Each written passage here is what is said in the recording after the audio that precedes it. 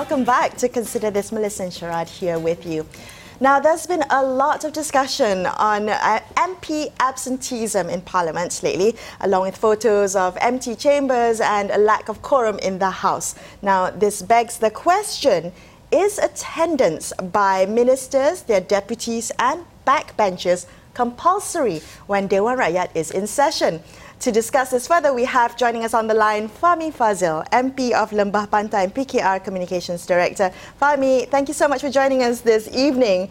Now, I'd like to ask you, those headlines that we've been seeing, the memes on social media, are they fair or are they misleading? Are they fair to say, to question, where are the MPs in Parliament? I think it's always good to know where your MP is.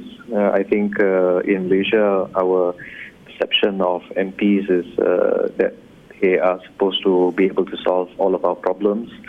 And oftentimes in places like Kuala Lumpur, an MP is expected to function not only as a member of parliament, but also as a state assembly person and a local councillor, looking after everything from national issues to very, very hyper-local issues like drains and trees, for example.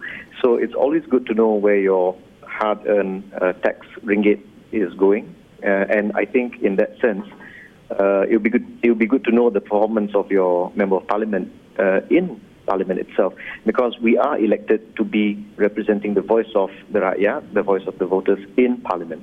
I mean, Fahmi, it seems to me that, underlying that description was the real problem with our governance structure, which is that in many ways the public doesn't quite understand the specific role of MPs as lawmakers, and they have projected all kinds of other demands, and therefore their ability to focus on lawmaking, which would presumably demand that they stay in Parliament for these sessions, is compromised.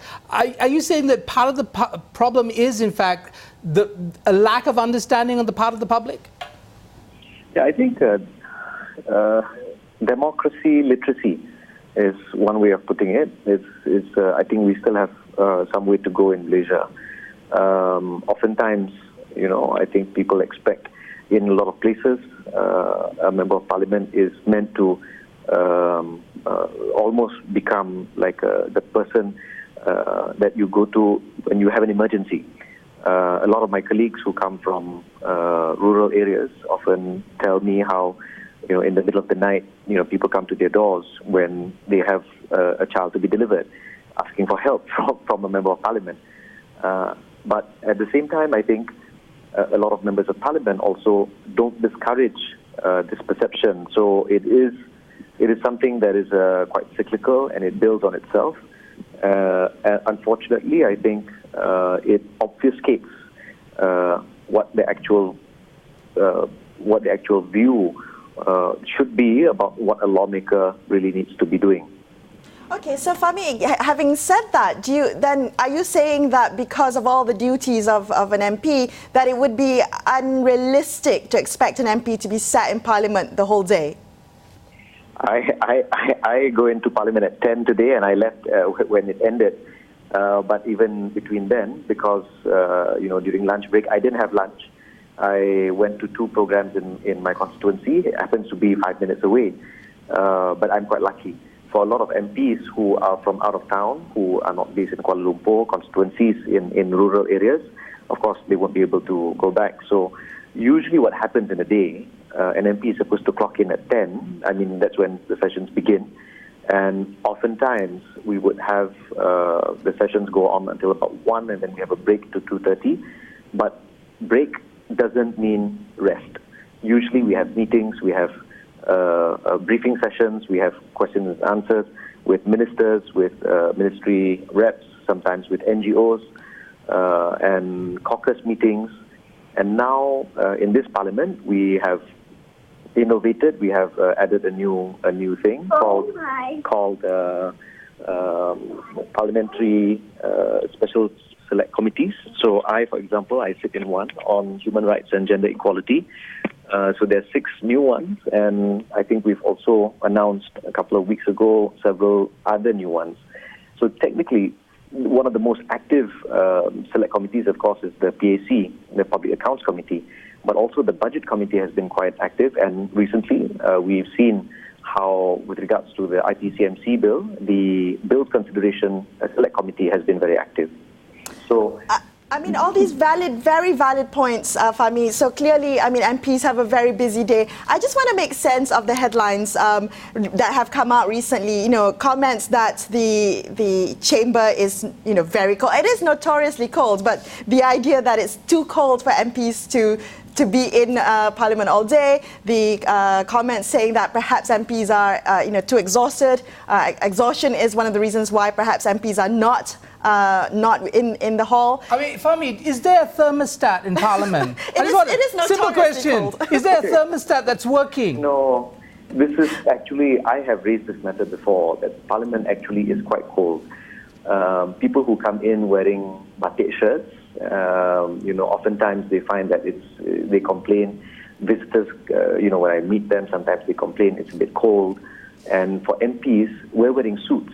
And you think about it, you know, Malaysia is a tropical country, and yet members of Parliament are expected to wear suits to Parliament. So it's not really about Parliament, the nature of Parliament, but it's really about how we manage buildings. You go to a lot of buildings, you know, you go to the cinema, you have to bring a sweater sometimes. So it's the same thing. Sometimes we overcompensate for the mugginess of being in the equator. Surely this is a simple question of going up to whoever controls the thermostat and actually getting them to readjust it. But I do want to get back to some other, I think, genuine concerns, which is that, okay, and you were going to educate people about the image of an empty assembly. When should Parliament and those seats be filled? Is it when a vote is taken? Is it when debates are happening? Because, you know, I mean, when is it that image would be wrong, and when would it be actually just a very convenient way for the media to attack parliamentarians? According to the Parliament standing orders, we need to have at any one time a minimum of 26 MPs so that we have sufficient quorum to continue with the business in the House. We can't expect all 222 MPs to be there all the time. The Prime Minister, especially, you know, ministers, they have official functions and official duties, and they have to run government. But for backbench, oftentimes we're expected to be there. But even then, we would be having meetings, we would be sitting in committees, we would be meeting with NGOs, you know, to assess how they feel about a certain bill. People come and talk to us about whether they agree or disagree with a certain bill that's going to come up. You know, we've had people come and talk to us about vaping, for example. We've had, you know, I had people come and talk to me about mental health issues.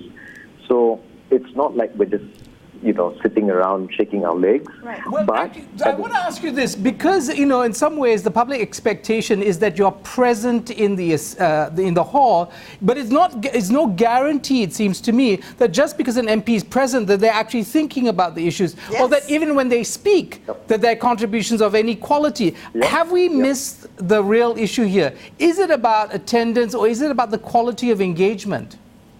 It's really about the lawmaking process. One of the biggest reforms that we need to do actually is to do, in my personal opinion, is to do away with the House sitting in its entirety as a committee. You go to pass a bill, you have to have what they call 3 readings. After the second reading, when we do our policy stage debates, where everyone can talk about almost anything, philosophical or something very specific about the issue, then it goes to committee stage. The committee stage in a lot of other jurisdictions means a group of people who sit down, just like the bill consideration committee. Right. So they actually can gather expert advice, and people can come and confer, and you know that is supposed to be how a bill is to be made. I think we are moving in the right direction. It will take a long time. Westminster took 400 years to change. So I think in Malaysia, after 2 years, we're seeing some very positive progress. So let me just get this right, Fahmi. You're saying that the way to make this a more efficient system is to have more select committees. So having special committees within Dewan Rakyat to look at specific issues. So smaller, not too many members, so that can free up the time and space for MPs to do other things which they were voted in for. Is that right? Yes, I think that would be a better use of the Rakyat's ringgit. And to me, it would actually make a lot of the lawmaking more precise.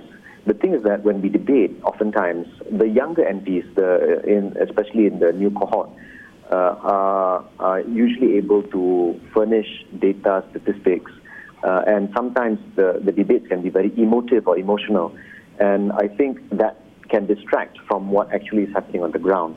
The biggest fear as a lawmaker for me, and why I think I don't discourage meeting and dealing with problems on the ground and seeing for myself, is that that's a way to see whether the laws that we pass are actually implemented well on the ground.